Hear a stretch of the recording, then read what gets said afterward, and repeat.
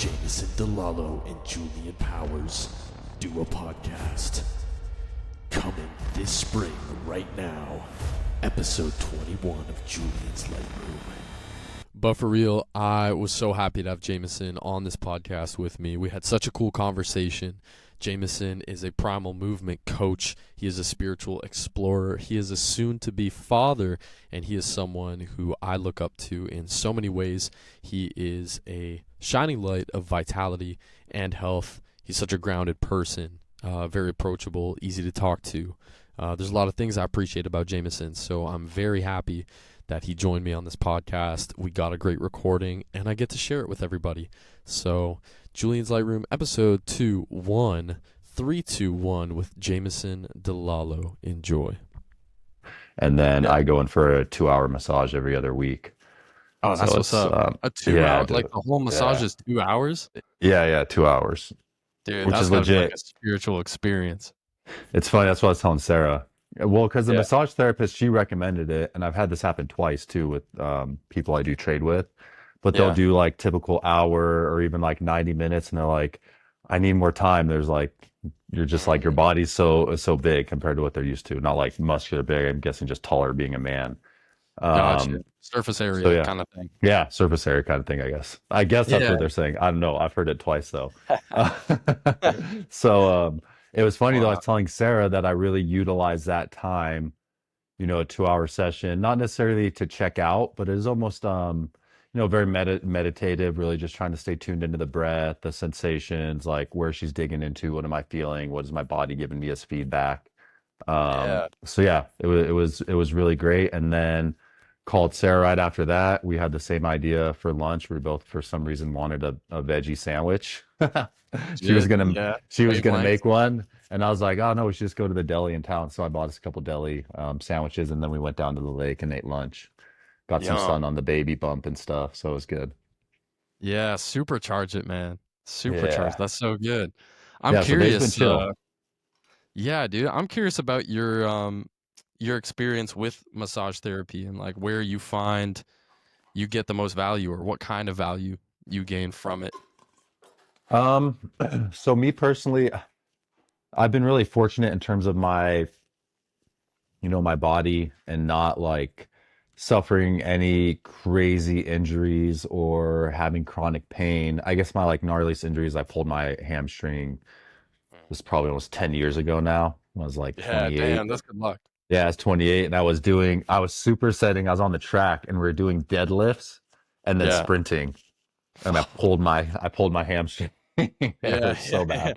Yeah, that's one way to get it done, hey? Yeah.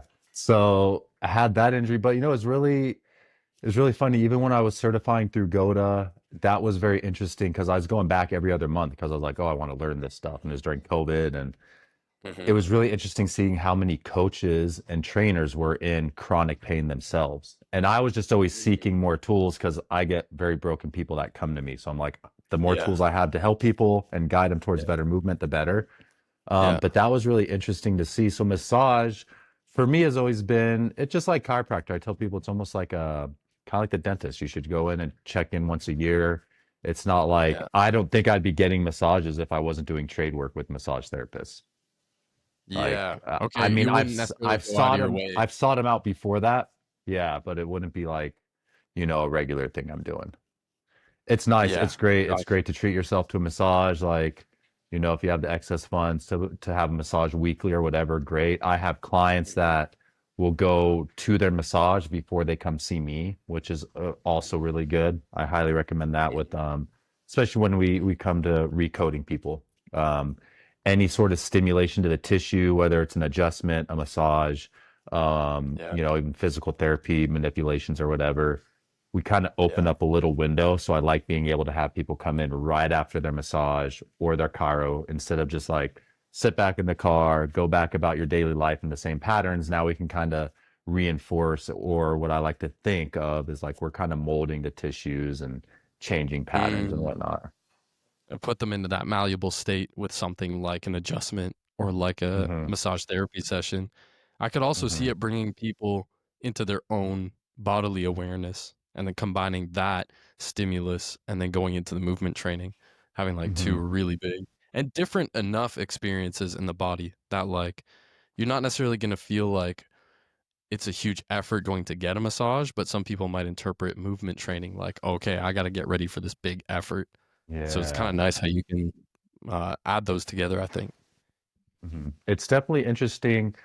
I really like going for the feedback from the therapist. Mm, Because it's funny, mm, actually, I didn't even realize this. I had booked two massages this week because I was doing trade with one woman's does structural integration, which is more like I think it's usually when she gets people to book with her, it's like a set like 8 to 12 sessions where they're working on something each session, trying to help out the client with whatever it is they're suffering from. Even yeah. with her, like she did her assessment on me, she just watched me walk up and down the hallway. And this was Yeah. before I assessed her and did my trade work with her. So it was pretty cool. She was watching me walking. I was like, oh, I'm going to blow this woman's mind with the slow motion analysis because it's great. Like I'm glad she's Yeah. assessing and even watching people walk, but just how more Yeah. in For depth real. you can get with the slow motion analysis. And but anyways, it's just interesting the feedback I get from them. And it's not Mm, like I think some people can really identify with the things they hear back from a professional in those fields. And yeah. I'm very observant to just like, oh, cool, this is like feedback for me that they're giving me, and I can do something with Yeah. it. Because all the massage You therapists can too, this interpret is it another yourself. cool, yeah, like interpret it and yeah, like go with that signal or whatever the body's sending to them and see like, hey, how am I going to approach that signal? And because it's been really cool to hear, especially how active I am with my body in terms of running, mountain biking, recoding. I've like my workouts they're intense, but they're far and few between. It's like a couple times a week maybe I get into some sort of intense Yeah. quote unquote like fitness workout. But Yeah. all of them have Yeah. mentioned like how healthy my tissues feel, which is like Mm, something I really like to hear too, considering I put a lot of time into recoding and more of like a maintenance kind of programming into my body. And them seeing that too are like, oh, this guy, obviously what he is doing, there is something to it because he's super active with his body, kind of beats it mm. up. And I'm feeling his tissues and they feel good. They feel hydrated. Yes. So it's all that feedback. And then yesterday was a really interesting one. I was telling Sarah, um, the structural integration therapist, she started getting into my glutes a little bit. And Mm, she left me with a really good note where she's like, your glutes are, she said usually have people that are like overdeveloped in certain areas, especially like fitness people.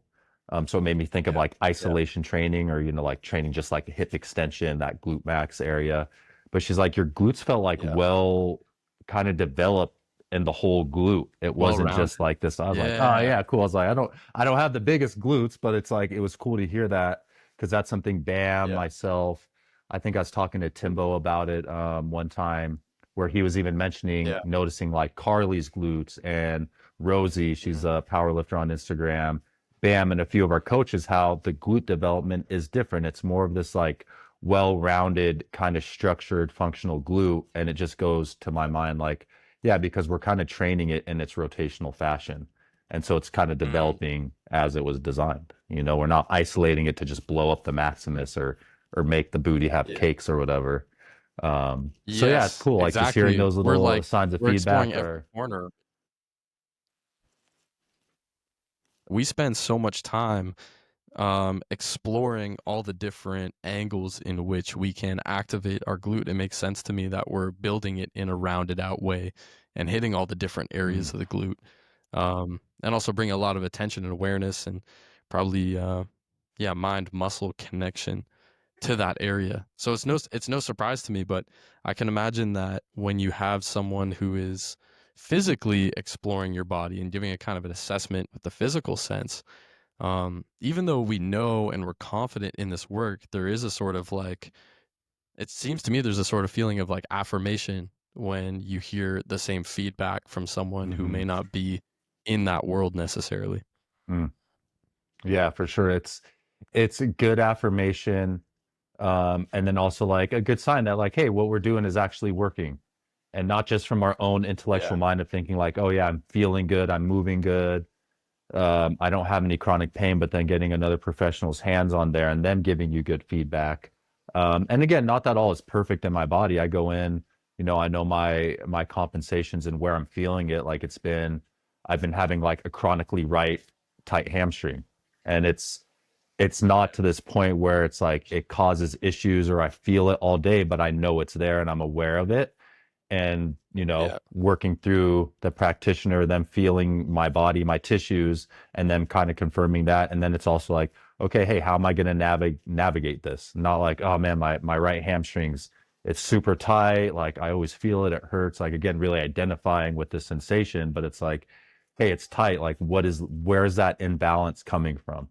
And again, not this idea that I need to fix it like I'm broken, because I'm not. I can go run for miles still, but it's definitely Yeah. there. And it's something like, hey, my body's kind of tripping at me, like, hey, this is tight. Pay attention here.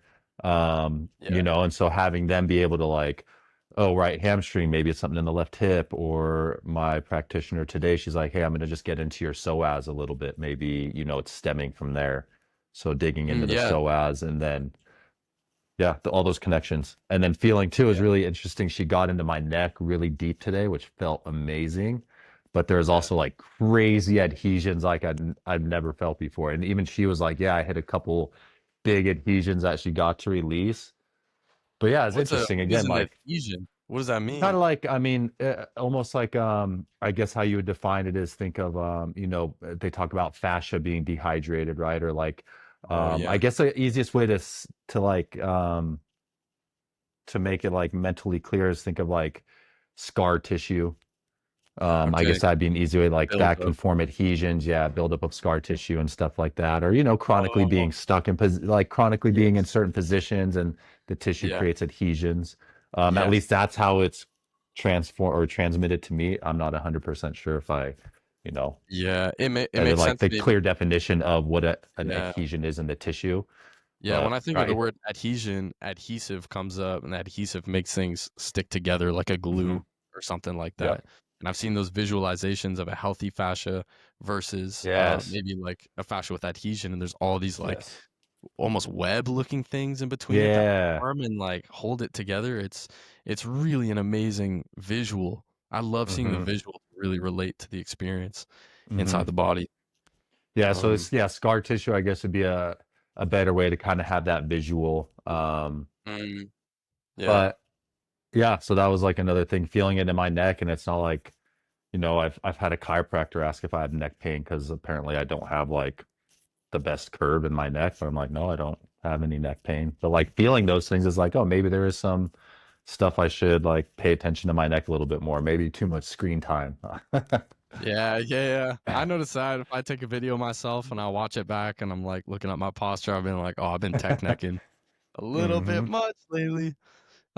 I kind of want to jump back to something you mentioned when you were talking about your time in 2020 doing the CODA or the GOTA certification, and you were Hmm. mentioning that a lot of the coaches there were mentioning that they had chronic pain. Now, I find that interesting.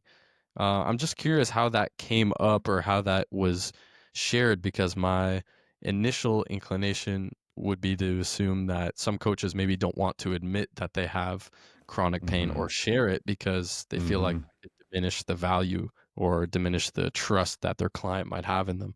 Hmm. Yeah, and that was another like interesting part is seeing like, hey, here we have people that are coaching and teaching movement, and in their own bodies, they're trying to work out some sort of pain they got. Mm, Um, I guess it come up because the first, if you go to certs, they're pretty interesting. They're like, Bam and I would talk about it's like very frat party-ish, but like at the end of, everyone's talking. And yeah, so you just in conversation it would get brought up. yeah, I know, you can even talk to Carly about this. I know she had a lot of different pain things she was going in or going through in her body before first getting yeah, assessed by BAM and stuff like that. Um, yeah, but yeah, it was very interesting because like I said, I had come from this background of I was just wanting to learn, continuing to educate myself and learn more about movement. And it was really funny how it came to GOTA because I'd first reached out to David Weck, yeah, and he was getting all like deep dive into like meridians and Chinese medicine, and he was a little like out there at the time, but I knew he was doing good work and I was interested in what he was doing. And I'd like asked a question. I got blocked for some reason. I just got blocked. And like oh, I just remember to have trying to like have these conversations with these guys of wanting to dive into their cert. but obviously having just some questions from the forefront before buying in. Yeah. Got blocked by him. It was the same thing with functional patterns because I worked with quite a few people with scoliosis, and I saw a lot of their scoliosis progress they were making. Like they're Yeah. doing fantastic work with it. And I was Yeah. like, these guys got something figured out. Same thing. I like was asking Nadia a question on his personal page, and I got blocked. And it was Like really, just really, dropping a comment on something and yeah, just commenting like as it was really. I know I can be snarky online. I know I can poke and pry. That's like my personality for I've seen sure. you drop some good comments. No, and I've talked to Bam about it because he's called me out, and I've had other people call me out. And there's sometimes where like, yeah, I do need to pull it back, but there's this part of me like I don't know how to really explain it. Just like kind of poking the bear. But these Yeah. were Yeah. genuine. I can't remember the exact quote, but genuinely coming from me where I was at. I was around the age of 30, maybe 31, Yeah. 32, Yeah. and they're just questions about their modalities, Mhm. just asking a simple question where a simple answer could have been brought back, or maybe like, hey, I don't have the answer for whatever it may be, but I just got like straight up blocked. And I Yeah. remember just being like, dude, I didn't even say, like, what did I say? Like, Yeah. why are they blocking me? I just like, I'm trying to Yeah. learn your guys' stuff. And Yeah. then with Goda, it was funny. I got on 2 1-hour phone calls with a couple of the head coaches, Mm. and we shot the ship for an hour. I was like, well, I guess I'm going to go this route. I can't even talk to these other guys, and maybe I'll find WEC and functional patterns later. um, Mm. but it ended up being cool because you start learning bits and pieces. A lot of the coaches coming through the cert were certified through functional patterns or David Weck method, Yeah. and had Yeah. sought out because they still knew they were missing pieces. And Right. I'm thankful I met Bam through that whole process. And it's a conversation we had when we had Eric Goodman at the summit was, and all these different movement heads from other aspects. And it's just so funny the polarity and the division when it's like, hey, we're all in the same boat of working with humans and trying to help Mhm. humans, whether it's like move better and increase performance or get out of pain and Yeah. just have movement freedom for life and all of its activities, or, whatever it may be body wise. And Mhm. it's trippy because like everyone has pieces that are working because all these modalities, none of them would exist if they weren't getting any results. Yeah. Goda wouldn't exist, Absolutely. FP, WEC. They're all getting foundations training. Like everyone's getting pieces, Yeah. and they're like, hey, we're right. This is all wrong. Do us, not them. But Yeah. why can't we all collaborate? And this is where kind of how Goda was founded, actually, and why we love Coach Gill so much is because he was doing just that. He was studying side by side with WEC and Eric Goodman and these Yeah. different heads because he saw there was pieces everywhere. Yeah. And he brought in the movement aspect, the observation of natural movement amongst indigenous people. I think he originally termed it primal wisdom theory was the original name of Goda. That's a banger. Um, That's yeah, fire. it is, right? And then it's cool like seeing how primal movement kind of birthed out of all of this years later. So It is, yeah. man. For Primal, one of the biggest green lights for me has been the welcoming nature of the community. And I Mm, love that that torch has been passed on into Primal movement. And exactly what you mentioned there, like other modalities who, like you said, at the end of the day, we're all trying to do the same thing, which is help empower people to feel better in their body. mhm, They're creating division amongst themselves. And it's yeah, I just think it's really unfortunate. And I've had my own experience of trying to learn some extra stuff from another modality that I saw on Instagram. I won't say the name. I found the free content to be pretty useful, and then I wanted to dive in a little bit further. I got a membership. I jumped on one of the live calls, but then immediately the um just like the environment and just the way that the coach was leading and like talking to us did not feel warm. It did not mm, feel present. It didn't feel considerate, and that turned me off from it right away. mm, And it kind of mirrors or reflects, I think, that I don't know, kind of divisive mentality that we're seeing in these mhm, healing modality communities online. And it's really too bad. But Primal Movement, I keep coming back to it every time just because it's like, yo, everyone's welcome here if you're into it and we're into it and we're on the same page. And mhm, yeah, having Eric Goodman at the Primal Movement Summit was such a great manifestation of that. And then on top of that, mhm, Bam doing a podcast with David Weck. It's like mhm, he's actually out here trying to connect the people together. mhm. and some of these other modalities I see online m- maybe aren't even willing to jump on a conversation like you and I are having here. Like, Hmm. what would that look like for people who disagree to come together and try to talk about it instead of Yeah. just throwing bombs over the internet and on comments Hmm. and stuff. Like I said, I definitely, I'm not gonna act like I'm perfect. I definitely have felt fallen guilty, and especially like early in the Goda days, and like seeing this, it's almost like the blindfolds were taken off to this idea of movement, because my background's in kinesiology. I went through 4 years of Yeah, college to study the human body and movement and physiology and anatomy, and I learned so much. yeah, And yeah, you get very set on like you think and I thank God too that I've always had a voice in my head and have been able to like stay open-minded too, in a world where it's very easy to like close off and think you got it figured out. um and I just remember the first time watching a human sprint in slow motion on my yeah, iPad. I was like, dude, this is like, uh, this doesn't translate to what everything I was taught in a book. Not that everything I yeah, was taught in a book is wrong. um yeah, and then you said something earlier too about movement and helping people. It's there's no one like path to this either. There's no like one direct path. It's we all have our own process. mm, It's like that with the body, like that with spirituality. There's multiple paths that all lead to the same place. yeah, But it's yeah, also easy to fall into traps as well. So that's where we have to have that discernment too along that path. yeah. Well, I'm curious to know because um, your position right now is kind of as you're a lead figure in primal movement, you know, and it's almost like a team, right? Like we Hmm. almost wear the jersey and we rep it. But at the same time, you're open and acknowledging to other modalities that fill the other pieces of the puzzle. Hmm. Um, I guess I'm curious, like what other practices that maybe aren't integrated or a part of the primal movement program would you say are valuable to you?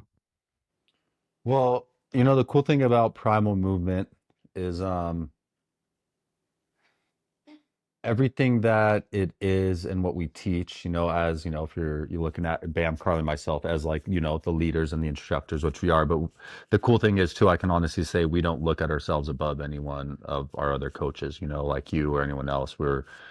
It's like something I'm very, very grateful for is having Bam and Carly, coming across them on the path, how much we've all learned from each other and we continue to learn from each other. um how much it makes us all want to share more and be open. But primal movement, it's kind of cool because it comes from the accumulation of all of our backgrounds and expertise, and we all have Yeah, our own little different flair. But it's we have the stuff we learned from Goda, obviously from Coach Gill. That was, directly Bam's mentor. And, I got really close with him as well. But the slow motion video assessment, that's a huge tool that we use. And, we're not going to act like we created something we didn't. We learned that from someone. I've gone through 1,000 hours of hatha yoga training. I'm certified in functional range conditioning. yeah, Then my background in kinesiology. And the biggest part, 10 years plus of working with a wealth of different bodies, that I'm also super grateful that, the people that come to me and trust my methods. I'm not out yeah, there like with a billboard or advertising a bunch. yeah. And I get people referred to me and being able to have all those tools to help them. So I guess it's a mixture of just all of those years of experience. I don't think I have one direct answer too, because I'm always playing with new stuff too. We live in this world of social media, YouTube, Instagram. Yeah, Um, you know, I'm a very much kind of monkey see, monkey do, like yeah, experiment with stuff, play with it, or I'm like, oh, that movement looked neat, I want to try it. yeah, Have fallen way away from any sort of type of programming, except when it comes to my running. If I have a race, I'll be a little bit more diligent on, getting long days in, getting threshold yeah. and sprint days and certain training for that. But for the most part, it's very free flow and like day to day. And Mm, I'm getting better at that too. Even, I'm turning 40 next year. So really like listening to my body kind of, I think on the Friday call, we were talking about this, right? Like this huge, yeah, this pushing, like push, push, push. And I feel like there's a time for that, especially in a younger man's life. But always trying to seek that balance with it, like, absolutely. Yeah, Yeah, I've the seen you. expansion and contraction we were talking about too on that call. So it's like it makes me think of that a lot. Yeah, yeah, great point. I've seen you do the 4x4x48 before, which is like a Yeah, that's been on my really, mind of wanting to do again, actually. yeah. Hey, you think you will? Yeah, I think I'll probably do it. Probably maybe around like my birthday, sometime in May next month when I'm Awesome. turning 39. Because next year Awesome. I'll be 40, but it'll be yeah, the 4x4x38. That is a fun little challenge. And Yeah, I think on that call that we were all on too, the mention of like people who come from pain, like using pain to kind of work through it. Um, because it made me reflect on why do I do the hard stuff that I like to do? Because and it's hard to even say that I like to do, running ultra marathons is hard. yeah, Furthest I've done yeah, is like 72 miles. And it broke me. Like it was yeah, definitely the last 20 miles was shit. It was so yeah, fucking hard. And it was this big mental struggle. Um, and I don't think I go into it thinking like about the pain or like pushing through pain or anything like that. Yeah, it's just like trippy to work through like your body's capabilities and like these limits our minds put on things. yeah, And I know a big one comes from more too of the Stoic teachings of, embracing discomfort. I really believe in that. We live in a modern world where life is very easy. We do have a lot of comforts. We got everything we need.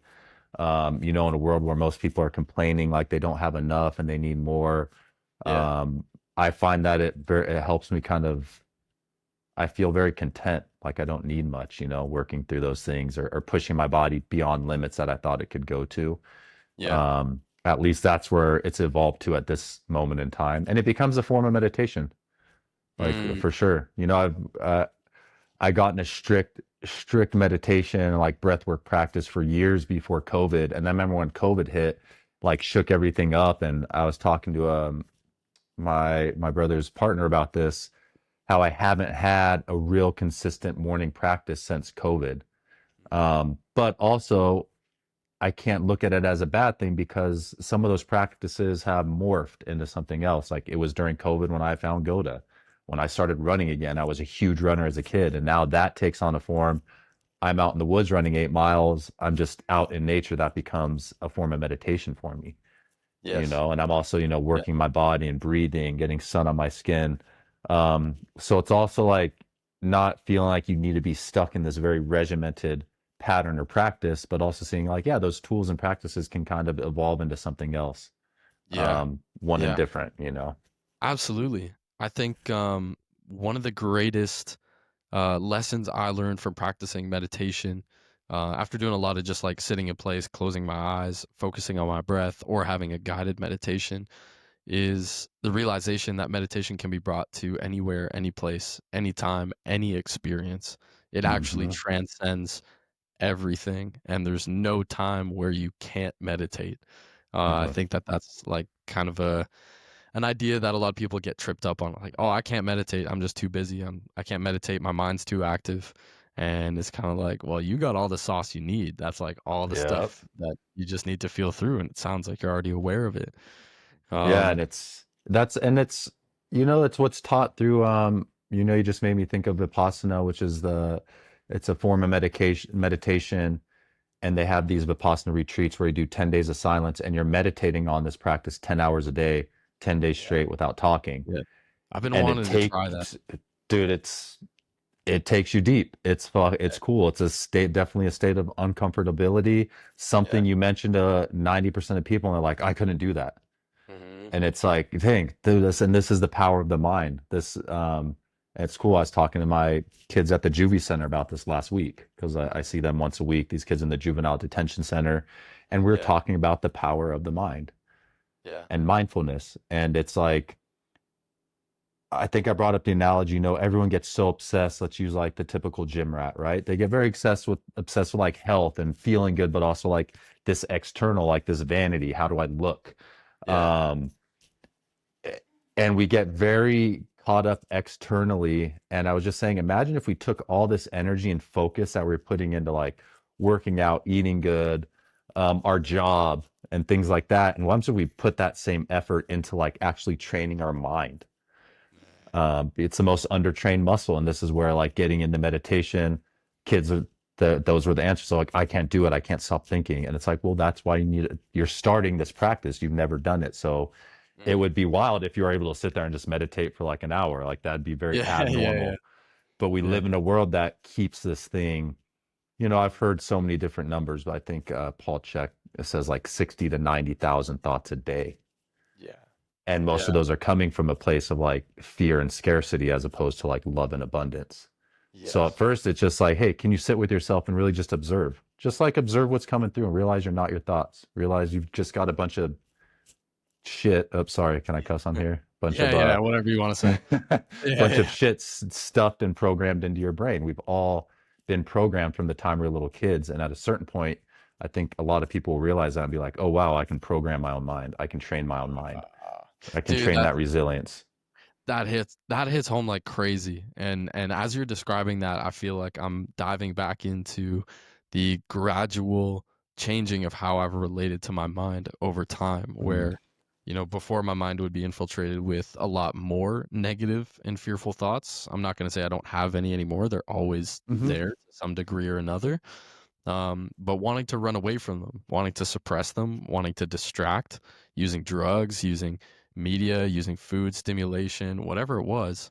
And then it had to shift into awareness of it, which is kind of like a meditative practice. And then for Mm-hmm. some time, I tried what I've thought was useful, which was like emptying the mind. And maybe and sometimes it is useful to empty the mind, Mm-hmm. like, or to put an effort towards that. But then the next phase feels like what you said is like intentional programming of the mind Mm-hmm. and being intentional about, okay, how do I actually create and facilitate more thoughts of love and abundance in my mind? What kind of Mm-hmm. media do I consume?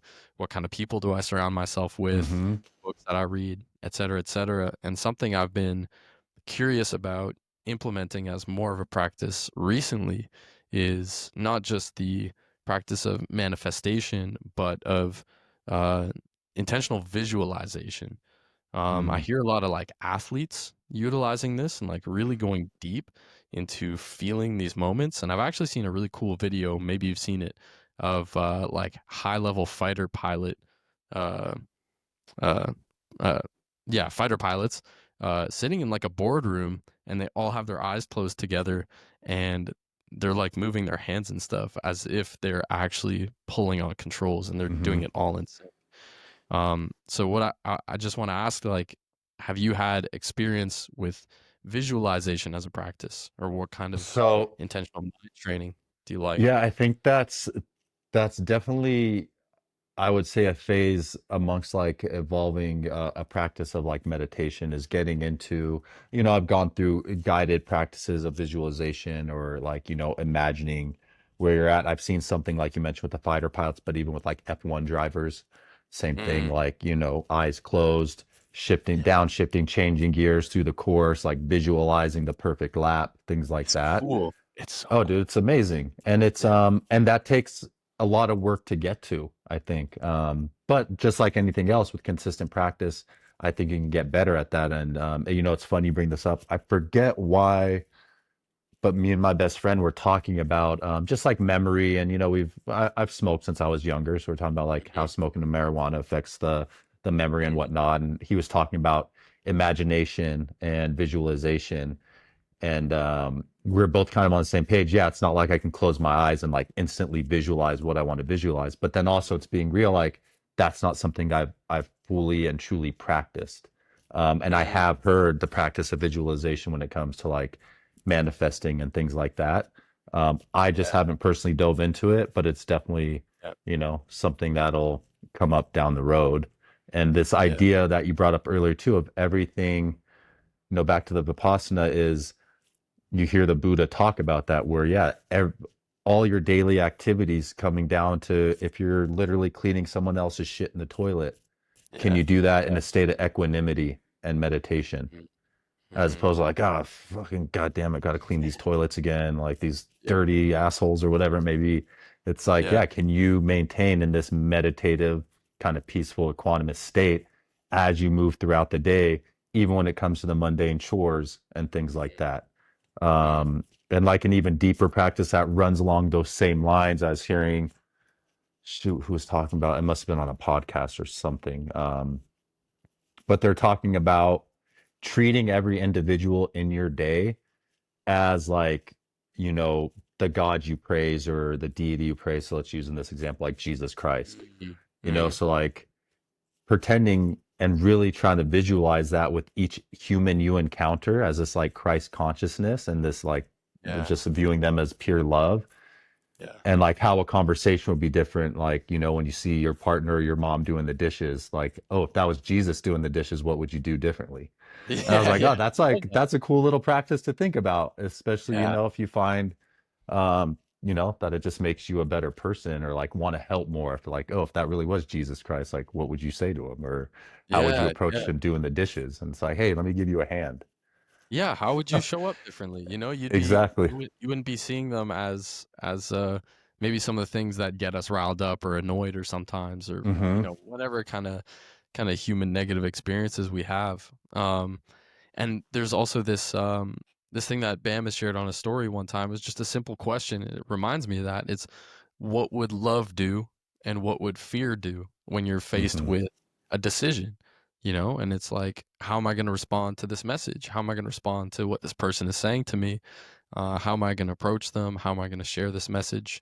Like taking a second to be like, what would love do versus what would fear do? Okay, I know fear inside of me makes me want to hide away. It makes me want to distance. It makes Mm-hmm. me want to be small. It makes me want like for them to come to me, you know, to be like this kind of like hurt little body that needs attention from something. But what would Mm-hmm. love do? Love would say, "Hey, I'm actually all good. I'm complete as I am, and I actually do have enough in my cup to come to you with um I guess love. I guess it's love. Is That's the goal, man. Mm-hmm. Hmm. This is a man, I just appreciate so much that you're willing to go into this type of conversation with me. And it reminds me of how infrequent I do experience conversations like this. And I'm grateful for this podcast to allow me to engage in these kinds of um, ideas. But, you know, in our everyday life, for me, it seems few and far between. And sometimes it can be a little um, Mm-hmm. uh, unmotivating, I would say. Um, have you had experience with that feeling? And like, what would you say your experience has been in Um, coming to terms with it or creating your well, you know, life around back to the mind, right? What we think about, we bring about. it? Um, and this you reminded me of yesterday. I shared there's this kid Alexander, his name's Alexander Ohm on Instagram, and Bam and I met him back during COVID in Mexico. And he shared his thoughts on, you know, just in the IG social media realm, media period, the whole like political polarity, right? Like Yeah. the extreme right, where the left looks at them as like, oh, bigots, racist, like fuck them, like name Mhm. call whatever, and then you have the extreme right calling like, you know, the libtards, bunch of softy snowflakes, Yeah. and Yeah. it's like a really interesting thing because it's this polarity dynamic on opposite ends of the same spectrum. So Yeah. it's the same thing. It is. Um, but where I was getting with that, he brings up like, you know, that's what you see. But like when you go out into the world, is that what you see? Like your Mhm. day-to-day life? No, I don't see people fighting over left. Like for the most part, a lot of people want the same thing. We all do want, you know, peace, love, Yeah. end of war, and to Yeah. like people starving, poverty, things like that. These Yeah. people do it on these extremes exist because I like, you know, I know some in real life, you know, my parents are very far right. I have, you know, friends or family members that are far left, and I hear them bicker at each other, bicker about the opposing side. And it's like, don't you guys see Yeah. you're doing the same thing? Yeah. And Yeah. Yeah. yeah, these conversations, they can seem far and few between, but it Mhm. also depends again what you're keeping. If you think that like, oh yeah, there's, you know, if you think that's how it is, then that's how it's going to be. But Yeah. the more you True. stay open to these kind of conversations, they're gonna show up. Mhm. And I say this being very like, you know, in the last 10 years, very more steeped into like really trying to figure out this idea of like what really is spirit and what is this connection and relationship with God and what is faith. Yeah. Um, and it's led me to magical places and spaces, man. Like I I was in Colombia earlier this year in February, sitting in ceremony with this tribe out of Venezuela, thinking Yeah. like how did me and my homie, two guys out of South Lake Tahoe in the mountains, end up in this space of medicine? Like these people not only sharing their medicine but sharing their teachings. Yeah. And last year I was in a ceremony during the the solar eclipse, and it was the Mm-hmm. same thought. I'm sitting in this space with people very devout to the spiritual path. Yeah. Like makes my game look weak. These people are like Yeah. studied monks. They're like monks from the times they're little kids. Hey, be quiet. They're monks from the time they're little kids, or like teachers were down. Oh, so stop. We're down in South America for 15 years when they came across medicine, and they stayed down there and devoted their lives to that path. Yeah. And Yeah. as I continue down that road and that path and cultivating more faith and a deeper relationship with spirit and God, whatever you want to call it, um, I see the magic unfolding more in front of me. And I Yeah. contribute it to like, oh, what am I holding in my mind? Mm. If I'm holding in my mind like, oh, there's no one else out there on this path or that I can have these deep conversations with, it will be far and few between. But Yes. when you do move with faith and love in your heart, I really feel like spirit does guide you. And a prime example of this is even last year I was in Arkansas at our community land in April and May Yeah. doing programs and ceremony, and my teacher out there, Gopi, started teaching us different positions around the sweat lodge, the Inipi ceremony. And one of the positions is fireman. It's not just like starting a fire and heating the stones. There's a whole process to this. There's tobacco blessings and prayers. The stones are set up in a certain way. Logs are put over on top. Then you have positions inside the inipi and whatnot. But the cool thing was coming back from that, get back to Tahoe, and I ran into this guy I did an assessment with. And I was hesitant to tell him where I was because he asked where I was. And I was like, oh, I was out in Arkansas. I work with some medicine people out there. We do sweat lodge and ceremony. He was like, oh, that's really cool. I know a couple natives just off the hill, like 40 minutes from Tahoe, that do sweat lodge every other Sunday. Cool. And I was like, wow, super cool. And now every other Sunday we've been doing sweat just off the hill, when before it was I'd have to wait till I could fly my ass out to Arkansas to go Yeah. participate in this ceremony. So now it's like, hey, I had this kind of prayer and call to want to deepen my relationship with spirit and these practices. And then like this shows up on my plate. And it's like, okay, what are you going to do with that? And then a couple weeks ago, our indigenous friend down there, he's native Washu, Paiute, and Miwok, I believe. Yeah. He's Yeah. starting to teach us positions. Like he's been having me bring the rocks in and place the stones in the center. Um, and the talk of also like, hey, he's not always going to be there. From his own words, is like, I'm not always going to be here to run Yeah. these sweats. So like, we got to start teaching these positions. So when I am no longer here, you guys can keep the ceremonies going and keep the Yeah. sweats going. Um, Man, so that's yeah, a I guess deep that's how I'd care. answer that one. Yeah, well, I'm really glad that you shared that with me because it helped me reframe my mind and zoom out a little bit, because if there are these moments where I feel like, oh, I wish and want for more frequency of these conversations, it could make my mind focus on where I feel like it's lacking in my life. But then it's tricky because what I focus on, uh, I think will be more apparent, or it'll feel Mm, bigger, or that's more of what I'll get. But if I'm really honest with myself and I zoom out over the last, let's say, 3 years, if I compare my life to 3 years ago to where I'm at now, the amount of stimulating, enlightening, and mm, loving conversations that I'm having has gone up exponentially. And so I'm feeling right now kind of this like if I was talking to myself, being like, I hear you, I understand what you want and what you need. And, just remember to be grateful for what's happened, and just remember that you're being taken care of, and it's not all going to mm, happen mm. right now. Things are going to happen gradually, and they're going to happen at the pace that they need to. So remember to keep your mind, your heart open, and Yeah, just exactly what you said, like being open to the experiences, being Mm-hmm. open to the opportunities that are gonna show themselves. And it's actually already happening because I was so amped up and feeling so good from the Primal Movement Summit in February.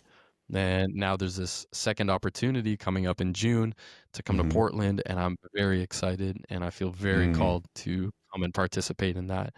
And it is Yeah, like buddy. that call is being answered, right? It's like these people I love being around. Here are more opportunities to spend time with them, energy, gain wisdom, knowledge.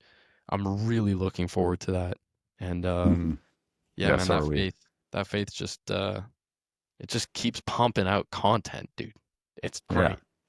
Well, it's like you mentioned too, it's essentially like, yeah, where's your focus, right? And it can be that simple that like sometimes we're like, where's your focus? Where focus goes, energy flows, right? And we see the reciprocation in all of it.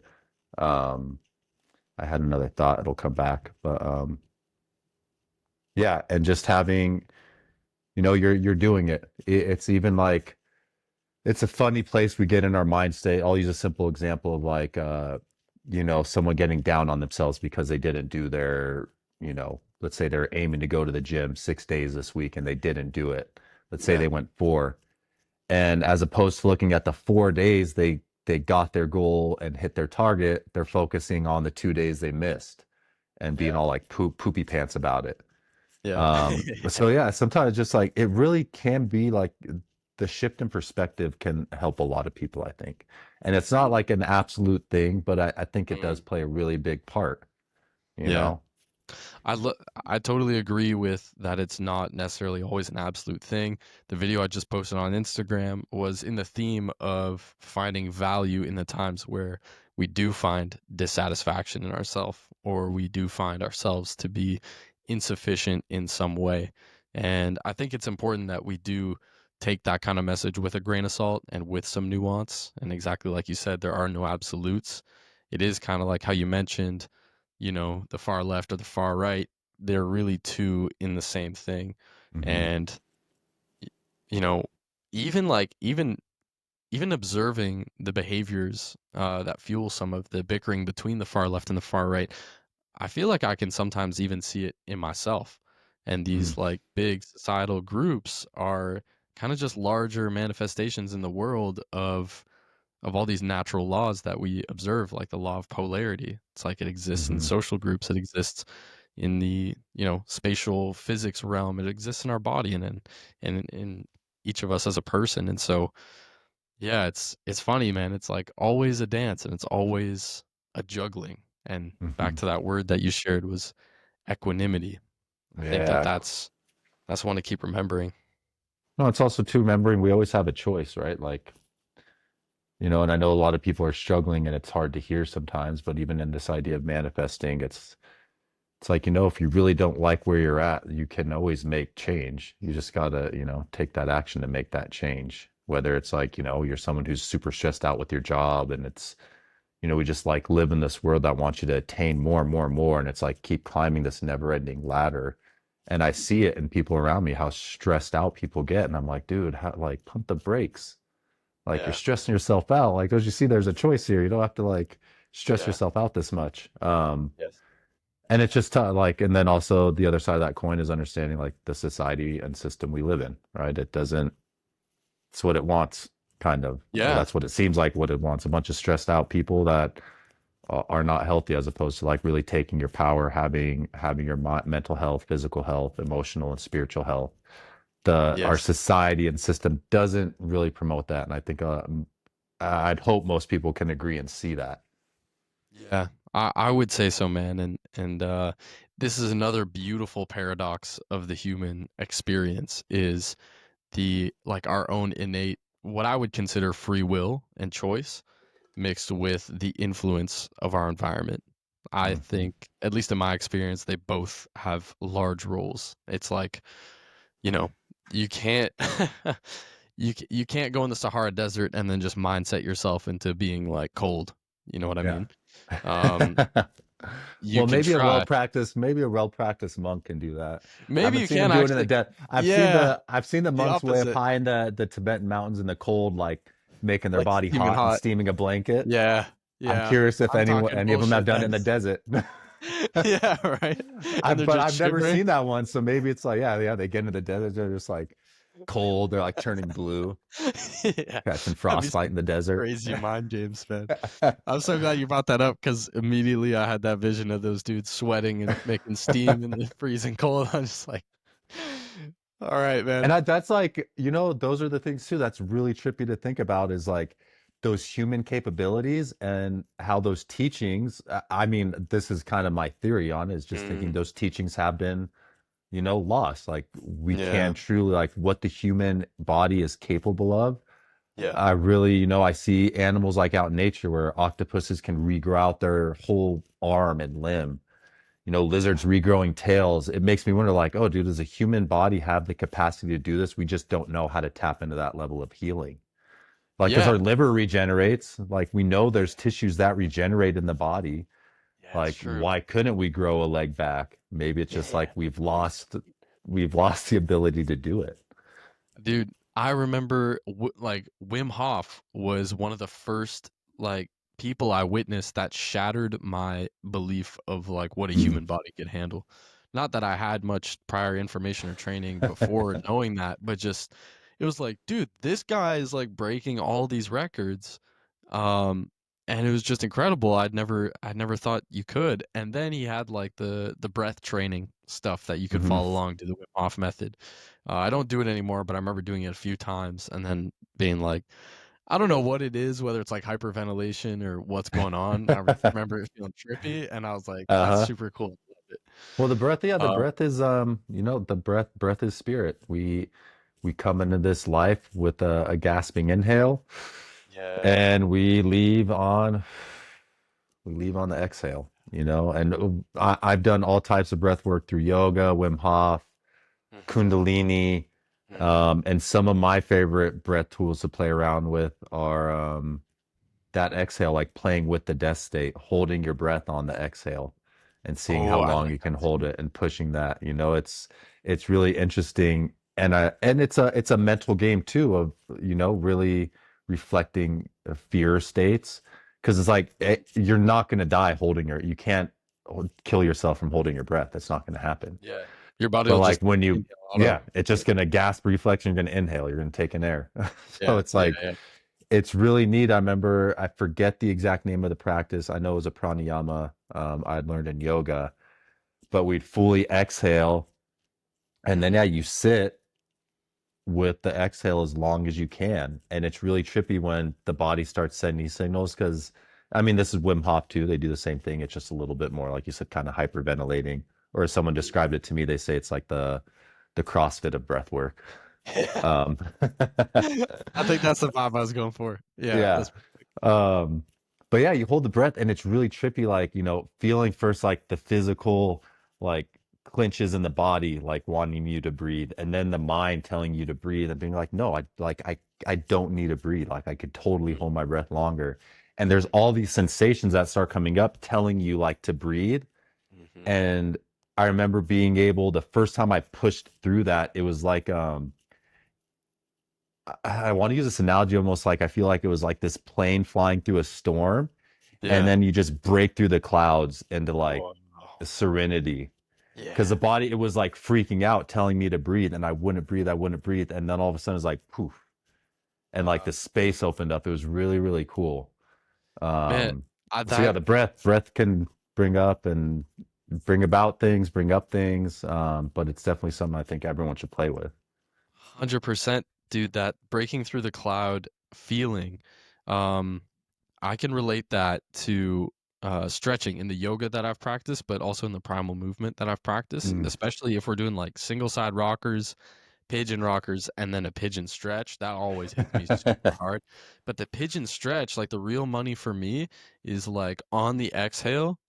I don't know what it is, but just telling my body like just let go and surrender into that feeling.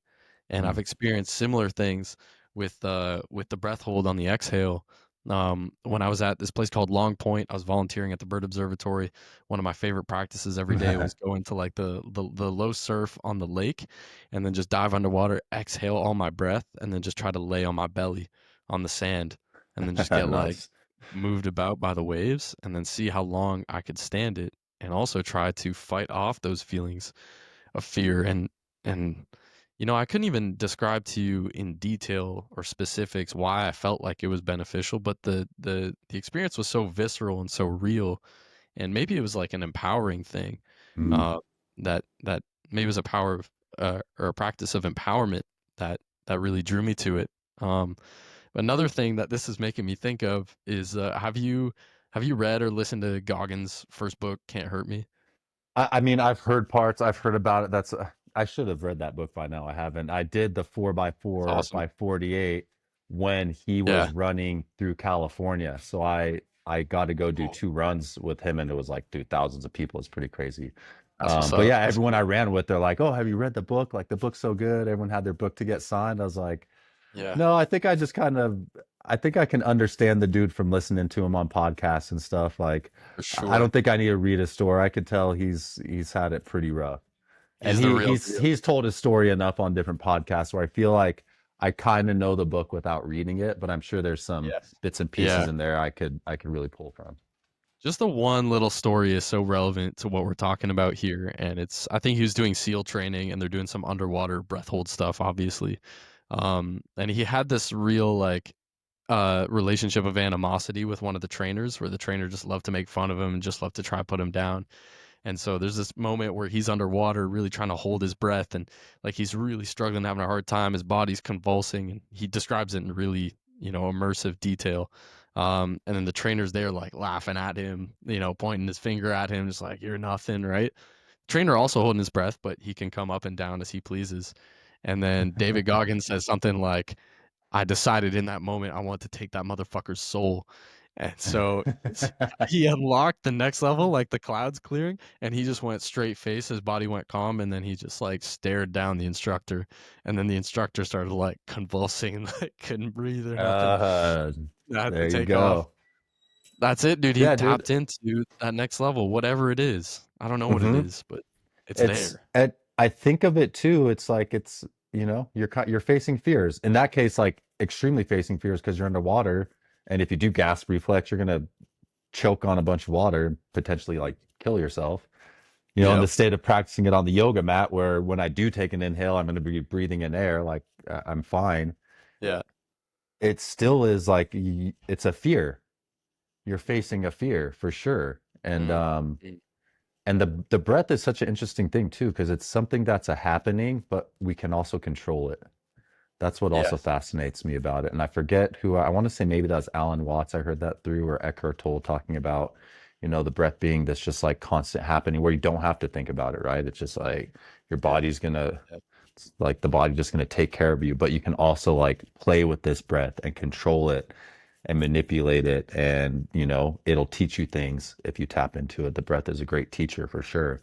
Um, and I think a Absolutely. lot of people too in the modern world too, stress, anxiety, depression, tuning into the breath can be a very powerful tool, especially like I've had real life experience with people with anxiety, whether it's a direct partner and I seeing them having an anxiety attack and being able to just like hug them and like turn my Mhm. breath up Mm. and like get them to feel that and sense that and then tap into their own breath. Like there's definitely some good teachings to it. And I think everyone could utilize it in the modern world for sure. And by no means am I some sort of expert in breath. I've just had my experiences with it and that's all I can pull from. But I know Yeah. there are great teachers out there, whether it's, pranayam or um, what's the other one that's kind of a little bigger nowadays? Oh, oxygen advantage. Okay. Yeah. I've Yeah, heard there you about got guys like his name's Brian on Instagram. I've had a call with him. He's very interesting. He's like in his 50s. I think all he eats is like fruit, that. Yeah. like That's and what's just up. vibes like I can vitality, I can get you with that, know. honestly. Yeah. Yeah, and Yeah. it's Yeah. and there's some to it. There's these things like where people are like, "Oh, we're carnivore, we're fruitarian, we're vegan, whatever it is." It's like, dude, there's people thriving on all kinds of stuff. That's, Yeah.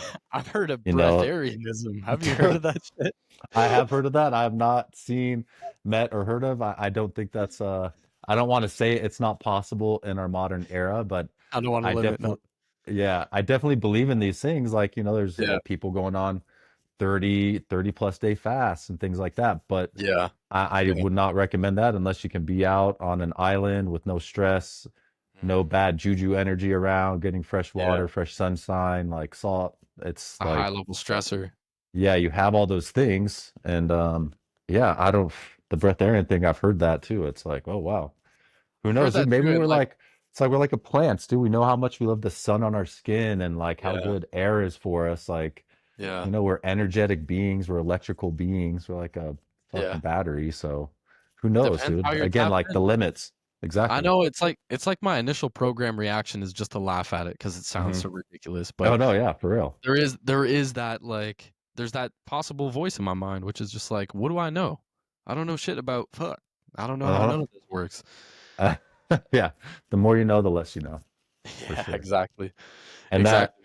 that note made me think of I might get the name of the documentary wrong. I watched it a long time ago and it was called it's called Eat the Sun, I believe. Cool. Okay. And it was this guy that uses sun gazing. It says like you can get everything you need from just staring at the sun. And I want to say there was like this Indian guy, like Middle Eastern Indian guy that was like his teacher. Yeah. And he was the one saying that you can do this, but later on in the documentary, they had found out he'd eaten like some fast food Chinese place or something. I love it. So it's like total bullshit. He was playing everyone. Yeah, I Uh, love it. He must have and it just was gone just in there funny out of laughing his everything to ass eat. off. It wasn't like he went and ate some like fresh fruit or something. They caught him eating like a fast food Chinese It's like restaurant. the total opposite end of the spectrum. Yeah, exactly. That cracks me up, dude. I love it. I'll see if I can get the name of that and send you the correct name of it after this. Yeah, that would be amazing. That would be amazing, man. Oh, dude. Um, what this making me laugh is also calling me back to yesterday when we were on the call and we were talking Hmm. about male role models, and you had Hmm. mentioned that. Do you mind going over it again with the whole like Aragorn thing? The what thing? Was it Aragorn? Was it you that told me about that? No, I think maybe that was Bam talking. Wait, Bam? Like Aragon from Lord of the Rings? Yeah, yeah.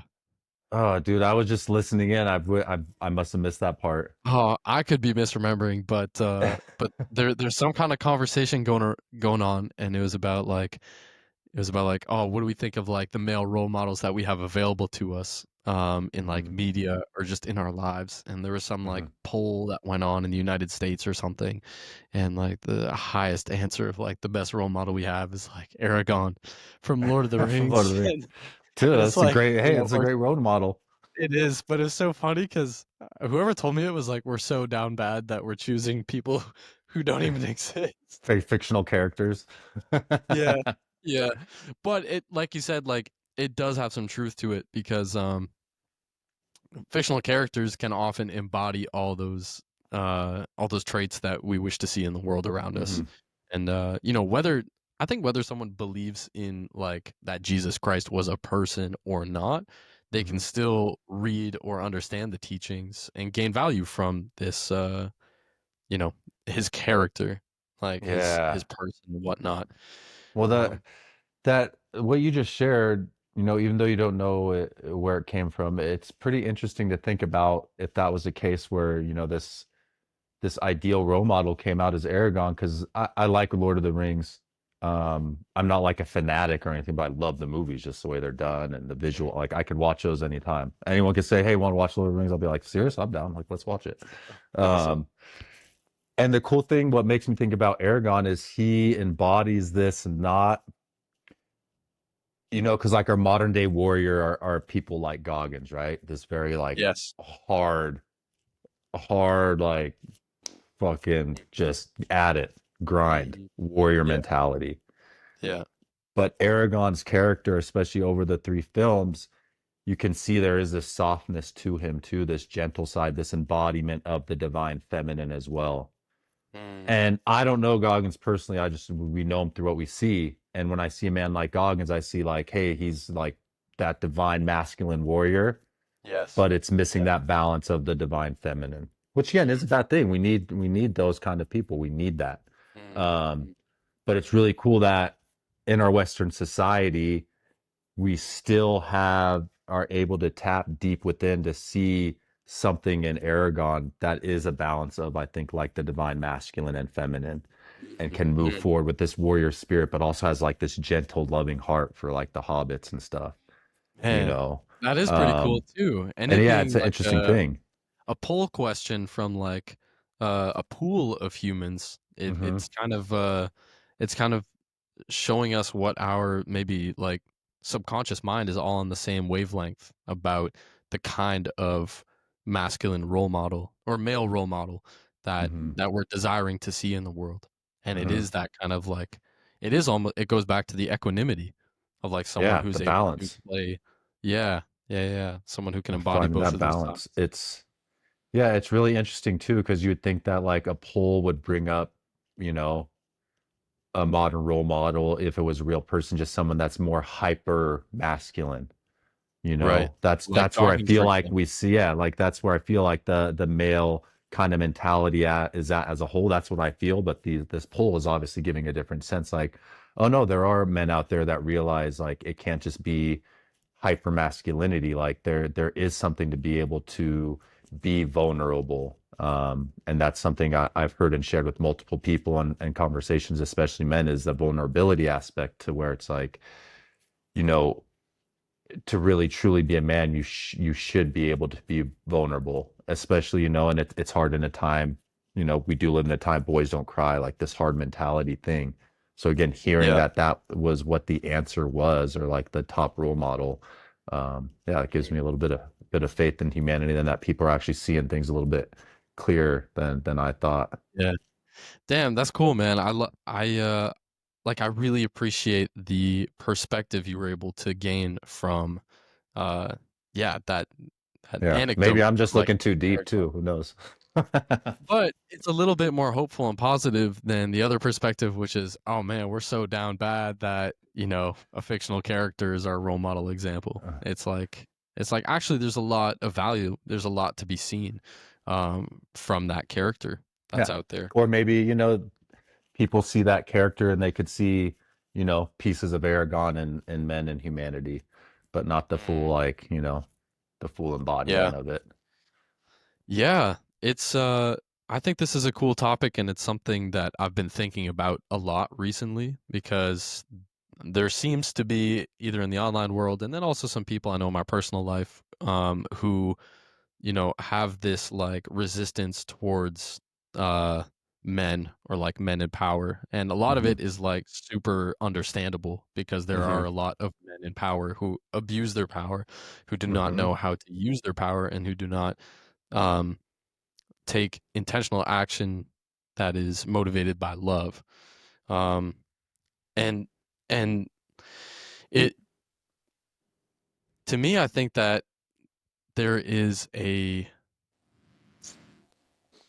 hmm, I'm not sure how I want to word it, but for me, that appears through the Aragon thing not to be the man that people are needing or looking for. Is Hmm. like this big, powerful, untouchable man, and that doesn't mean that being weak is necessary, but rather I think as men acknowledging that we do have power and we do have influence, but learning to skillfully and artistically use it in the world to try to bring about better change. But a lot of the, you know, a lot of people and especially how our society works, it doesn't necessarily promote that. Hmm. What are your thoughts on this? I mean, immediately what comes to mind is obviously about current leaders, right? We have this man, Donald Trump, who, again, I don't personally know. But from the outside, we see I was telling my friend at the coffee shop this morning, I was like, yeah, you know, I think the biggest, you know, scam of all of this is these billionaires actually getting people to believe that they have the interest of the collective in mind. Yeah. And maybe this is just a huge assumption on my part. Maybe they really do care, but what I'm seeing is not. Yeah. And that's just my personal opinion.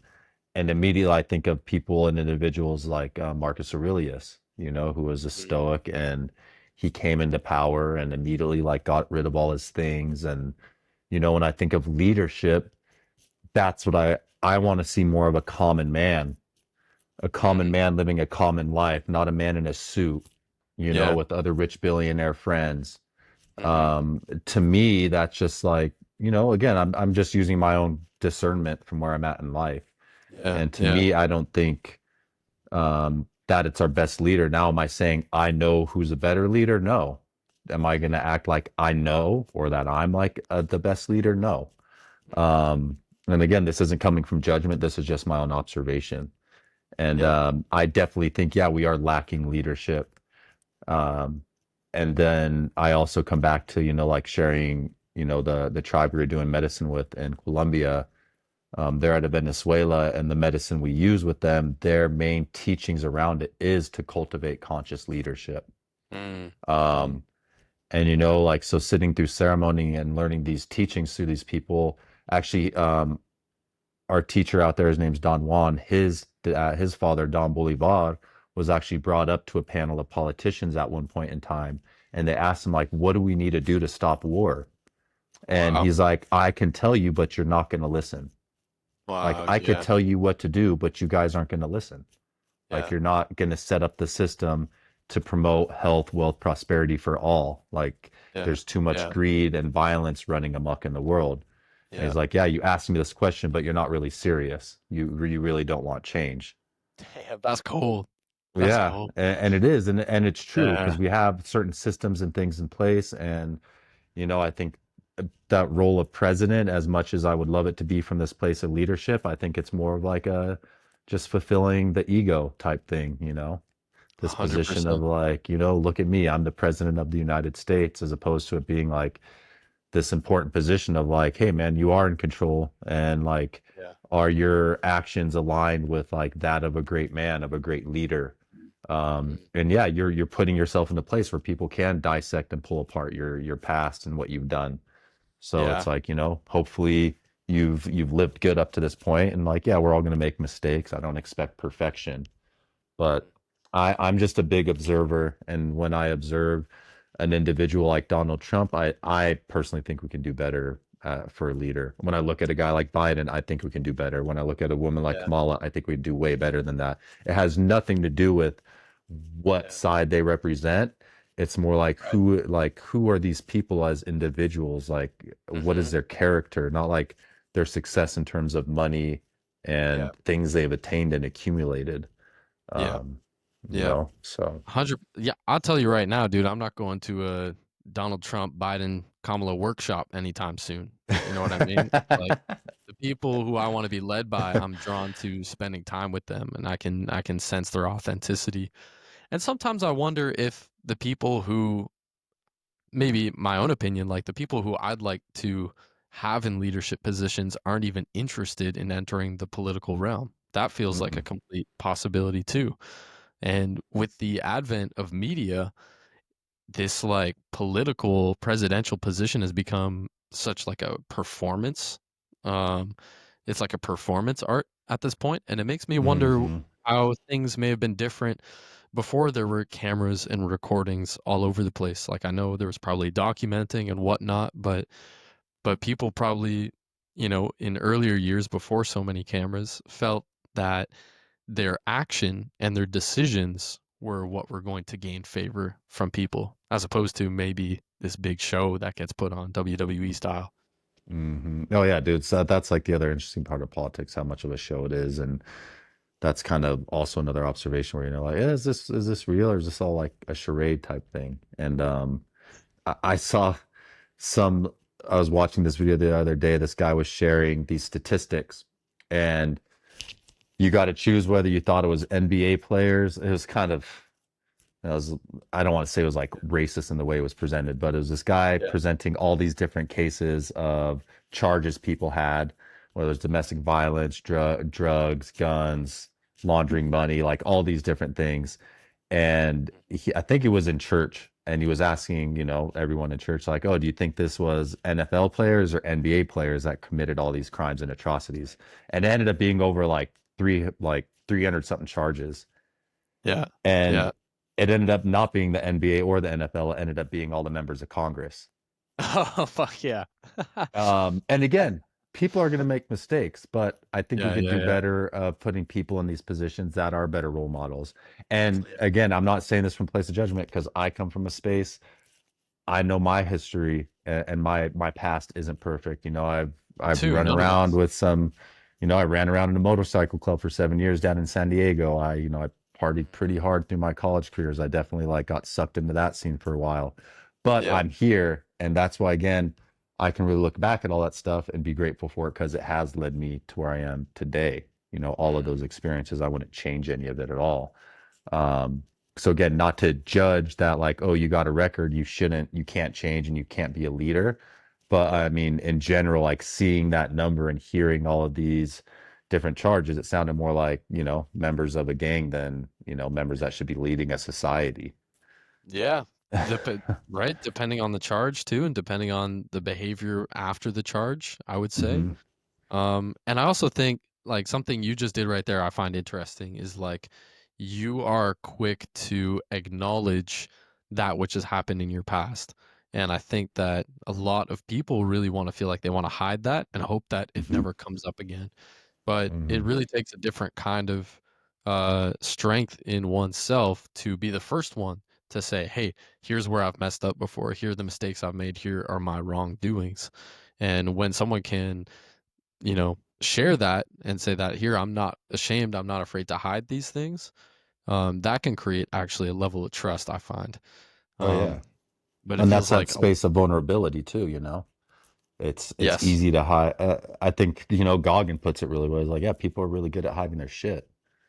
Hmm. And most people will. They act like their shit don't stink. But and again, there are people out there that have been walking in a good way in a great path, make very little mistakes. Like, don't get me wrong, there are those saints out there. But for the most part, we're all humans and we all fuck up. We all make mistakes. I don't know if you can compare like one being worse to another, because it all kind of comes out in the wash, in my opinion. But Yeah. yeah, being able to do that, this was back in ceremony actually last year. I got called for to like share something that I felt very ashamed of. And I Mm, think a lot of us are carrying those things around. And when you yeah. can like share them with other humans, you realize like, oh, it's not that big a deal. Like Yeah. it's not that like I'm Yeah. not about you think you like you're a bad person for it or like you just hold on to it because you wish you had made a different decision in the moment or whatever it may be. And sharing it, being able to share it and get that out of get that skeleton out your closet. Man, that's medicine. That's huge, Oh, huge medicine. big time, dude. And Big having time. people to and having a space where you can do that too. I feel like a lot of people don't feel comfortable, you Yeah. know, in a Yeah. space or with the people they're with or their community that they're around. Our Primal Summit was a great example of that. We weren't trying to our goal wasn't like, hey, let's cultivate a space to where everyone opens up and becomes vulnerable and people cry and this, that, and the other. It was like, no, we just got together with our community and people that we care about and love, and we love to lead. And that's what unfolded. And it was so beautiful to witness. Yes. Yeah. Absolutely. It it's a welcoming, and sometimes it isn't necessary to go into those deeper feelings of shame or regret and having to share with each other, because what we really want to feel is a forgiveness or an acceptance or a welcoming into a group. Hmm. And sometimes it's really beautiful and beneficial to go into a space like that and say like, we don't even have to talk about the stuff that's happened. Let's just enjoy it right now. Like, Hmm. let's just go into it, no apprehensions, no nothing. We're all here, you're good as you are. Hmm. And that's, man, And that I don't know. process, oh, go ahead. I was just gonna say I don't know if I can like really even, come up with the words of how much I appreciate that about this group of people. Mm. Mm. That makes me happy to hear that. And again, everyone's process is going to be different for everyone. Mhm. And Mhm. but being able to like it makes me think of this I was listening to this native man talk about healing through medicine and ceremonies and whether it's a sweat lodge or a teepee ceremony and peyote. But he was saying too, it's funny how he sees like the Western mind work where people want to heal like trauma by trauma, or like each individual situation, like they dig into it and try to like figure out like what is it that like causes trauma in me, or how do I get over this hurdle. And it's Yeah. like that's a beautiful thing about like medicine and ceremonies is like it'll heal all that in one chunk, and then you don't gotta worry about that. And I feel like Yeah. I've definitely one of my first like ayahuasca experiences, I felt like I purged so much shit out of me and healed so much. I didn't know what it was healing or what I was purging, but I knew it was like I needed it. Yeah. And Yeah. just feeling Wow. lighter ever since that, and like, continuing this practice within ceremony. It's been a very yeah, it's been a very beautiful, exciting, fun, different way to like connect with spirit than I was born into a Catholic household. So, Hmm. like Hmm. coming across these indigenous practices it's Yeah. been amazing. Like I can't say anything else about it really, but it's been super amazing. And I feel blessed to have been like called back onto that path, because I know that's where my bloodline is too. My lineage is from like Central and South America. So it's been really So cool to be called fascinating. back to that. hmm And see the Yeah, and work to it be does for well. other people too. Mm, mm, Like to see the work that medicine does for people around me, and sitting in sweat lodge with natives still struggling with like addiction, and seeing how they're still struggling to this day with things that were done to them years mm. ago when colonizers came in, and how they're still suffering to this day. And it's cool seeing they're keeping their ceremonies alive, and they're still trying to move forward in a good way as best they can. Yeah, I think it's so beautiful just visualizing right now this dedicated space to the healing of these hurt individuals or ashamed individuals or anyone who feels like they might need some support, especially in some of these like really deep, dark places within us. hmm Um, and they're spending their time and energy to cultivate that space in order to uplift everybody. How cool is that? Yeah. And yeah, it's oh man, it goes to show me like as you mentioned, like you grew up it was a Catholic household. Yeah, yeah, very strict. What do they call it? The SSPX, Society of Saint Pius X. So it's very Okay. like my family stopped going to the churches here in town because they weren't saying them in Latin anymore. Like when they were Hmm. receiving communion, usually it's like priest puts it right into your tongue. They started putting Yeah. it in people's hands, and that's like big Yeah, no yeah. no in tradition. Hmm. Um, Hmm. so yeah, that's just the name of the like sect of Catholicism, Society of Saint Pius X. Okay, yeah. I just think it's so beautiful that you've found this alternate path. And it just goes to show again, back to that point of like there are these different modalities, methods, and ways of connecting with ourselves or connecting with spirit or God. And and I don't know, I guess I suppose we go out and we explore, and that's what the human hmm experience of exploration shows us is that which we resonate with. Because there is a reason why someone like you or someone like me or anyone else involved with primal movement feels called to it, feels drawn to it. Maybe our specific setup or experience we've had in our body resonates really highly with what primal movement has to hmm share and has to give us. And like you said, your ancestral roots go to Central South America, and it's making sense that this is a place where you're finding a lot of connection, a lot of meaning within this spiritual practice. hmm Super, super cool. Yeah, and it's that path forward is looks a little different for everyone, but it's like you know finding that balance on it, finding that middle path, as the Buddha would put it. Um, Hmm. Hmm. and as I was sharing this with Bam the other day, actually on a call too, one of the sayings from my teachers, they say one and different. Because we'll sit in medicine, and when new people come in, it's not like, hey, this is how spirituality and religion is. Like this is the way you're going to do it, the way we're doing it. It's like no, they Yeah. welcome them into this space of medicine, and they've had people had visions of like, I need to go back to Israel and study Judaism. Like I need to go Wow. be a like I need to be a rabbi type stuff. Wow. So again, the medicine, it's for everyone, but it's so funny how certain traditions will look at that kind of work and be like, oh no, that's demonic. You're dealing with the Mm. evil spirits. Like, be careful what you're doing there.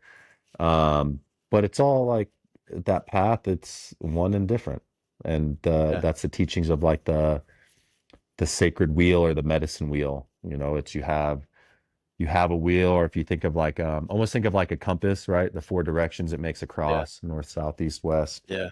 And then the Yeah. medicine wheel, each of those directions, the four sacred directions, are associated with a color. But if you look at that circle with the four directions, there's a central point in the center, Mhm. right? Right in the center where all four of those lines meet. And Yeah. so all four of those lines represented by different colors and practices. So you have like, you know, the red path, which stems from the Native American and indigenous practices of the North and South Americas. Then you have the white path, which is also another path that my teachers kind of infuse with the red path, which is like Hinduism and those Mm. sects. And Yeah. then the black path is where apparently like, you know, from Egypt and where, you know, Judaism and Catholicism come from. And then you have the yellow path, which is all the stuff like Taoism, Mm. Mm. Buddhism. White path would also have yoga. But Yeah. essentially, you have all four of these different paths, and they're leading to that same central referent point, which is God or spirit. And, you Mm. know, and it looks different to each different path, but it's all the same. You Yeah. know, yeah, you might be talking about Krishna, and I may be talking about Jesus Christ over here, but it's like, it's one and different. It's the same thing. Yeah. We're Like trying to those describe an people, those archetype. individuals, yeah, they represent Mhm. that same archetype, which is this Christ consciousness, you know, moving from that absolute like love, Yeah. moving from that place. And yeah, so that's been another thing too that's really helped me navigate the world a little better and not have so much judgment, but also observe and see like it's trippy how much judgment there is within the spiritual world of like Mm. just Mm. like movement, who's right, who's wrong, this path's Yeah. better, they're over there, like those Muslim people, like dude, they're crazy, don't go over there. Or it's Oh. like, you know, there's the Jews over there, be careful of the Jews. Yeah. Yeah. It's just like it's just really funny to be able to sit back, and I'm glad I can sit back and observe and don't just like get sucked into those games, Mm. whether it's the Mm. game of religion and who's right or wrong, or the game of politics and who's right or wrong, the game of Yeah. movement of who's right or wrong. Like you see where our focus is in primal movement, it's this. Yeah. It's building Yeah. community, it's welcoming people in and being like, hey, what we have, we want to share it with everyone. We're not trying to, we don't want to be exclusive over here. We want like your mom, your grandma, your sister, your uncle, like bring the Yeah. pasture over. We want to Everyone. include everyone in here. And Yeah. then that's where you get like you get to meet the coolest of people too. Because other people that are Absolutely. open to that and that diversity, um, you know, I'm thinking right now of the rainbow flag for the gay pride flag, and that actually stems from the Venezuelan flag, which is Mhm. all the colors of the rainbow, one and Yeah. different, Yeah. It's a to yeah. represent all the different tribes and their rituals and their practices. It was the same thing with indigenous times, but they Yeah. held respect. It's so, so cool in that realm of, you know, when we went to Colombia, we brought them tobacco, plants, sage, and things like that from the north to them who are in the south. And then they gifted their tobacco, their sacred, like, you know, stuff that they smudge with and some of their medicine. And we gifted that back to our teachers down here. And, you know, their belief is like, hey, we need to connect the fires. Yeah, our differences are different. You guys are doing sweat lodge down here, up here in Venezuela. They're messing with the plant medicine yopo, but it's all the same. It's all Yes. one and different. So it's really cool to see amongst indigenous, and obviously, you know, I know there's like war tribes and stuff like that. They weren't all perfect, but to see that respect amongst the spiritual like teachers and practitioners and elders, Yes. the respect for each other, for their ceremonies, and for their lands, you know, like we even brought like water and sand and earth from the different locations to exchange. You know, So it's cool. really neat to be able to witness that. Yeah. I love the one and the same. I love that visualization. I love remembering that because that's what, like you said, it all stems from. Like everything comes from this center middle point, that source, God, spirit, whatever we all want to Mhm. call it. And then it spreads out and it manifests into all these specific teachings or like Mhm. specific ways of being. And I think those of us who, you know, I'll just speak for myself, like reminding myself of that center from which everything comes from, and just trying to keep that in the front of my mind gives me a sense of almost a sense of comfort. It's almost a sense of it almost helps me keep that faith, like knowing that everything I see emanates from the same thing. And Mm-hmm. yeah, it's fascinating, man, because as I keep getting older and as I keep learning things, everything becomes a paradox. Everything becomes two opposites being true at the same time. Yeah, And polarity. yeah, dude, and it's trippy, but it's beautiful. Um, Yeah, and it is very beautiful, and it makes me you've heard I'm almost positive you've heard the story of the Chinese farmer, right? is it is it is it, where he sees someone, he goes, I wish I was them, and then he turns into them? No, it's No? different. Okay, maybe not. Okay, so this is a quick short one, and it's really good. Just speaking of what you mentioned, like polarity and just kind of what we've been conversating about and how everything does come out in the wash. But it starts off, there's this Chinese farmer, and one day he was out on his farm, and his one and only horse took off and ran away. Mhm. And all his neighbors come over and they're like, "Oh my God, that's so terrible. We heard your horse run away. Like, please let us know if you need anything. Like, such bad luck." And he Yeah, says, "Maybe." The next yeah, day, his horse comes back, and in trail are seven wild horses. So now he's got eight horses, and all his neighbors come over like, "Oh my God, that's so amazing. Like, your horse came back. Like, how lucky." And he says, "Maybe." That next day, his son is on one of the wild horses trying to train it, gets bucked off, son breaks his leg. All the neighbors come over like, "Oh my God, this is so unfortunate. Like, we're so sorry to hear about your son. Like, such terrible luck." And he says, "Maybe." The next day, the military comes over knocking on the door, recruiting people for war. They can't take his son because his son has a broken leg. "Wow, you must be so yeah, lucky. Like, your son dodged a bullet, doesn't have to go to war." And he says, "Maybe." And so it yeah, goes back to like, and I think the one I first heard was Alan Watts, but he just talks about how in any situation, there's an infinite amount of possibilities. And humans, yeah, again, being stuck in this place of fear, we think about all the bad stuff that can happen, especially from, if you use a situation, if your son got bucked off a horse, broke his leg, like all the bad stuff that comes to mind. And this guy's just like, yeah, maybe, yeah, because you don't know the outcome from whether in the moment the situation is interpreted as good or bad. You don't know if down the road you're going to look at it. And for the most part, you will hear people say, right, like a bad moment in their life, whether it was getting fired, breaking up with a loved one, hmm, losing a house, a car, whatever it is, they can look back and be like, oh, yeah, that was a blessing. It's like a yes, blessing in disguise, right?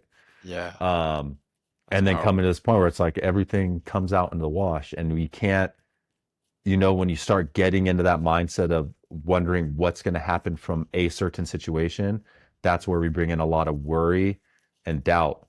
Because from that one isolated situation, there's an infinite amount of possibilities and ways it can go. You can never think about all of the outcomes. Yeah, it's so true. I love his answer of maybe, because he's Hmm. accepting the fact that there's no spoilers. Like, there are no spoilers. You can't get past the present moment and everything on the other side. Like, good luck thinking that you can anticipate whatever's gonna come. Like, No. good luck. It it Yeah. it it continues to blow my mind all the time. And what I was thinking of was the story of the stone cutter. Do you know about that one? Mm-mm. So I'll probably paraphrase it a little bit, but there was this stone cutter. He's cutting stone, and he's kind of grumbling to himself, thinking like, "Oh man, I just have this lowly job. If only I was more powerful." And his boss comes over, starts yelling at him, telling him to do orders, and he goes, "Ah, that's more powerful. I wish I was my boss." And then wakes up the next morning. He's the boss. He goes to work. Great, I'm bossing people around. I get to tell them what to do. But then the taxes get changed because of the lawmakers. And he goes, "Oh, the lawmakers are so powerful. I wish I was a lawmaker." He wakes up the next morning as a lawmaker. You see where I'm going with it. And it Yeah, goes yeah. it goes on and on. The lawmaker becomes the king becomes the weather becomes the sun, and then the sun becomes the clouds because the clouds blocking the sun. It's more powerful, you know, and then he goes, "Oh, I'm the wind, and I wish I could move this mountain, but I can't. The mountain's so powerful." He wakes up the next morning as the mountain. He goes, "Okay, finally, I'm immovable. I'm untouchable. I'm indestructible." And he hears this Earthquake. little buzzing, Yeah. buzzing at the foot of his mountain, and he looks down, and there's that stone cutter fucking chopping him up. And he's like, right back to where he started. Oh man, yeah, acceptance, contentment. It's like it's a tough thing to find, but especially if you're stuck in the mind, back to the mind like we are talking about 100%. earlier, right? 100%. It's like the I've snake had that eats its own tail. yeah, or Boris, dude. It's funny too talking about the mind because being around space of medicine, I've heard quite a lot of stories, and there's this one story one of our teachers was telling us that in her very early days of going through medicine, how it was like really, really tough for her. And we actually heard this from one of the tribesmen too, talking about it being really, really hard, but like staying dedicated to the path. And hard to the point where she would like, this teacher in particular would like lose control and thought she was like in states where she was like different animals, like, at one point literally thinking she's like a seal on the ground, like making seal noises and moving around. And the Yeah. medicine man at the time, like using her as an example and being like, you see that? That is what it's like to be stuck in your mind. But Wow. it's also like thinking too of like that's a lot of the Western world. That's a lot of us. Yeah. We're brought up in this Western society. We're misguided. Our minds are perverted with like so much. Like back to when I was a kid, and I think about, and I know again, no judgment on my parents, but I think like, dude, some of the movies I was watching when I was like a little kid, there's like Oh, no yeah. way in hell I'm showing my kid half of that shit. I'm getting Yeah, ready to have yeah, a baby in August. I think about like the scare horror movies or like the yeah, action movies yeah. that like there's a funny meme I came across of someone talking about how their parents let them watch RoboCop as a little kid. I'm like, I remember watching that. Probably not the best thing to putting into our brains as little kids. Yeah, Uh, yeah, 100%, but yeah, so 100%. it's made me think of that because he's like, yeah, you see, this is what it's like to be stuck in the mind. And so again, coming back to Mm, this place of we power towards a lot of things in life, and I think spirit should be number one, but I think the mind plays a close second. We need to really be mindful of how we're training that thing, or at least be mindful of, as you mentioned earlier, like, hey, what are we consuming, what are we reading, what are we watching, what are we mm. listening to, who are we hanging out with, Yes. are all of those choices and decisions leading us up that stairway towards what we see as our highest self, Mm, and hopefully having the awareness to to use that discernment to be like, hey, I need to cut this out in order to keep moving up, or I mm. need to cut this out because this thing's like weighing me down, it's holding me back. I need to shed this in order to kind of like reach my next evolutional state. Yeah. Yeah, it's like other things get taken care of. Okay, this one here that's been hanging on, it's finally time. I can let that one go, or I can learn to let it go. And that's the And work. yeah, it is work and it's uncomfortable, and it also means that, the version of ourselves that the people around us knew has to change. And Hmm. we often don't want to fall outside of those expectations that others have on us. And just to that thought of being careful of what kinds of things we do fill our mind space with and really are like programming or brainwashing ourselves with. A big theme for me lately has been, tapping into the awareness of how much I'm just consuming in general. And I often find that whenever I'm overly consuming, I'm not actually leaving enough space in my mind for creative ideas to come through. And I notice that a lot. It's like I don't get ideas for making a video if I'm always scrolling on something, listening to something, even engaging with something. The Mm-hmm. moments where I'm just by myself and it's quiet and there's nothing stimulated going on, that's when there's space for, I don't know what it is, but I've heard other people describe it as like receiving something. And that's kind of how I feel it too, is like when I get an idea, it feels like that idea just comes up Hmm. in my mind from somewhere else, like we're an antenna and we're receiving it. Hmm. And making sure the airwaves are clear for something like that to come through has been really important for me lately, Hmm. along with the, type of consumption that's going on. Yeah. Yeah. I mean, I definitely, yeah, it's a good thing to even just be aware of the ratio in which you're consuming to creating.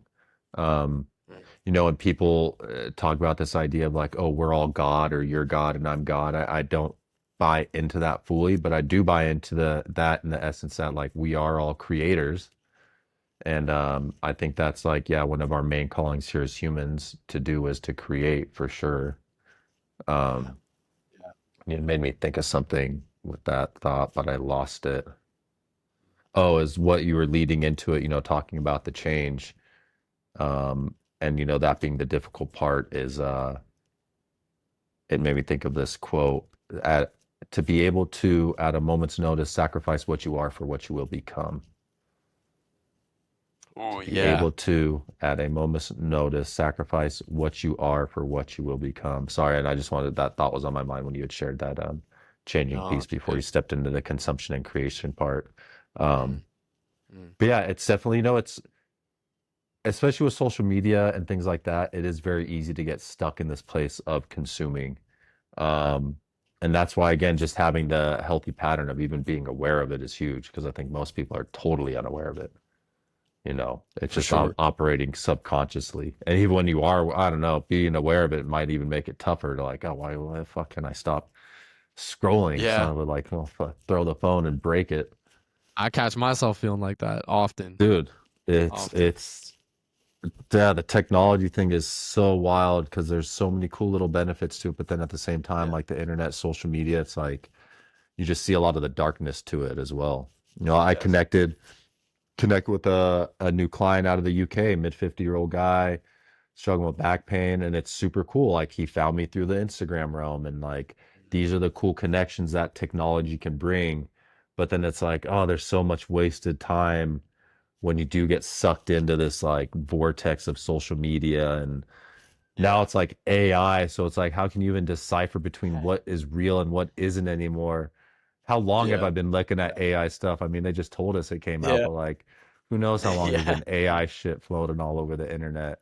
And to the point where you don't even So know, like, you can't really tell. I mean, you can tell, but it's yeah. like, it's Yeah. pretty trippy Yeah. how fast it's already kind of moving.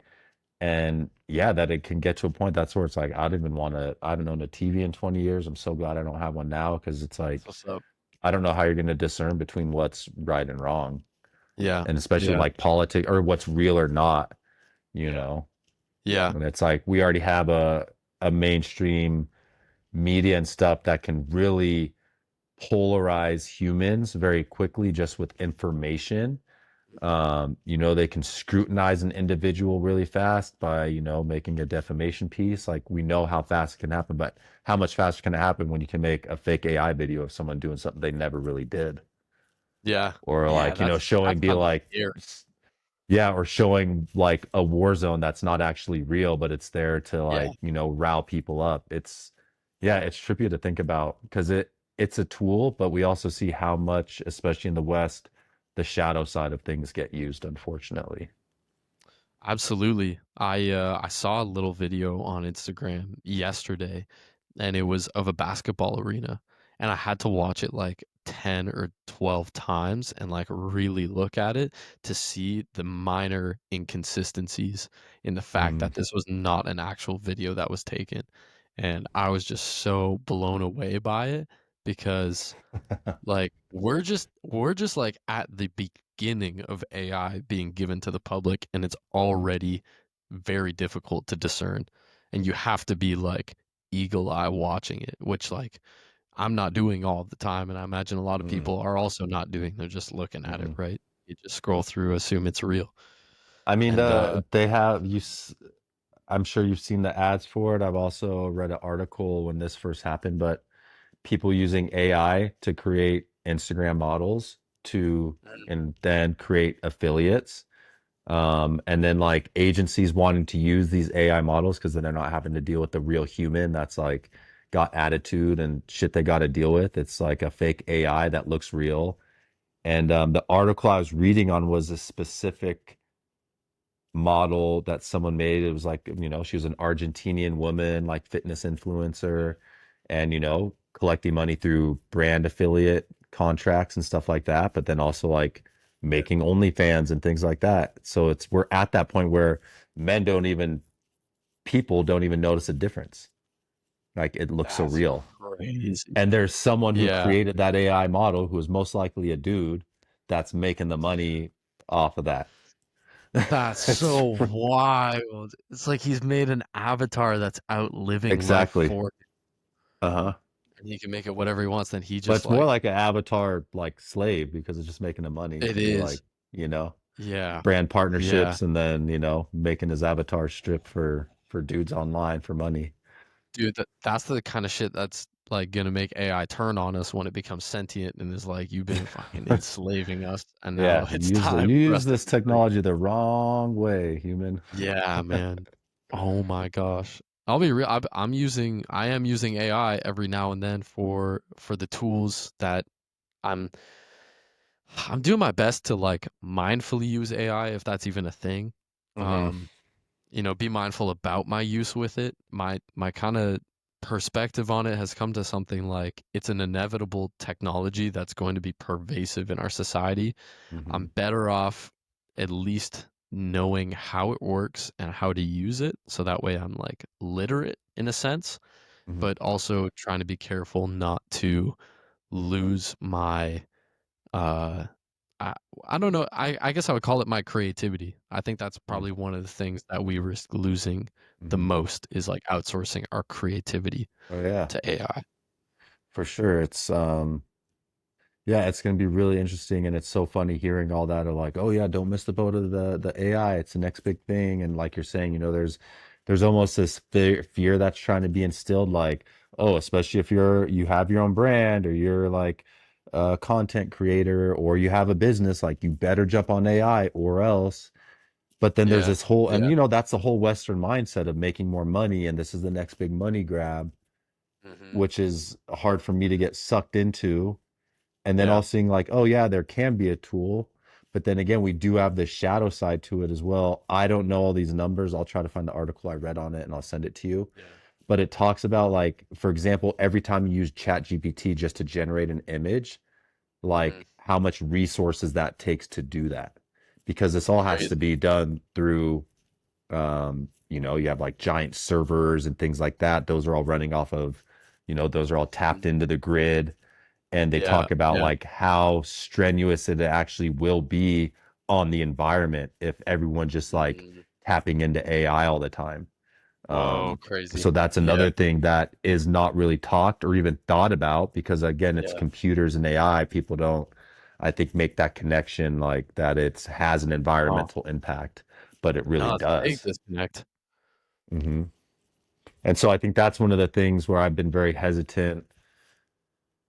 Oh yeah, because as a business person, there's like, you see it all over the place. Hey, you could be using AI tools to make your job a little bit more efficient, so you don't have to be doing all like the monotonous stuff too, which is cool Yeah. and Yeah. great. Um, yeah, I guess I've just always had a different perspective, even being brought up in a capitalistic society. I've never fully had faith or bought into the capitalistic system and that it needs to run that way. Mm, I feel like we can do things a lot better. And even just like with mm, the AI, like you mentioned, it's taking, they're doing all this art and journalism and stuff with it. And it's like those are the last things AI should be taking over for. AI should be used to start taking over like really shitty jobs that humans probably shouldn't be doing or really dangerous jobs. Like that's yeah. where we should be using our brilliant people and minds to figure that kind of stuff out. I like that. And That's then people are mindfulness. scared of that though too, because it's like, oh, then they're taking the jobs of humans.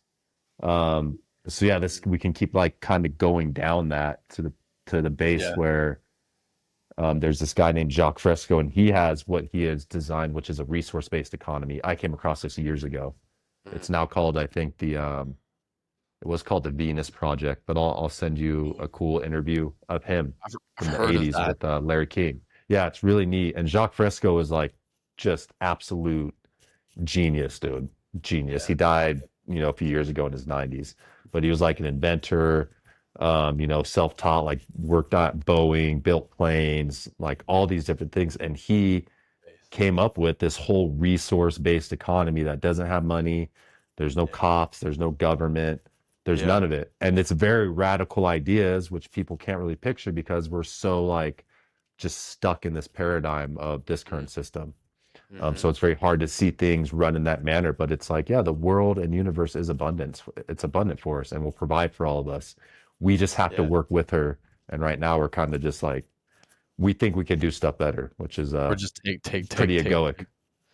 Yeah, 100%. I really appreciate the perspective that you brought up on the resource usage of AI, which is something I haven't thought of myself, Hmm.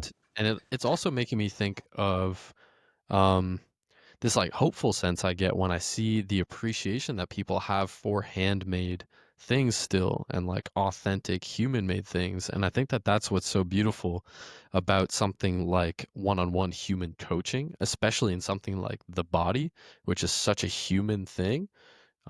That to me is going to transcend and be a timeless practice as these different technological advances come up.